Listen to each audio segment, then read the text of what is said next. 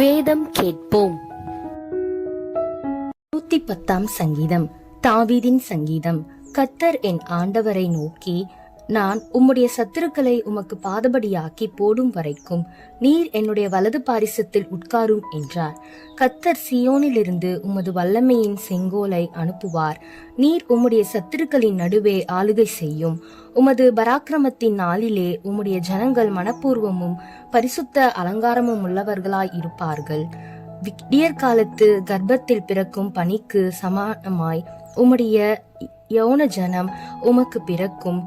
நீர் மெல்கிசேதேக்கின் முறைமையின்படி என்றென்றைக்கும் ஆசாரியராய் இருக்கிறீர் என்று கர்த்தர் ஆணையிட்டார். மனம் மாறாமலும் இருப்பார்.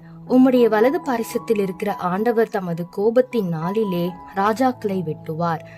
அவர் ஜாதிகளுக்குள் நியாயம் தீர்ப்பார். எல்லா இடங்களையும் பிரேதங்களால் நிரப்புவார்.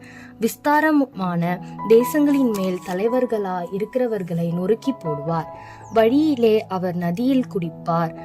ஆகையால் அவர் தமது தலையை உயர்த்துவார்.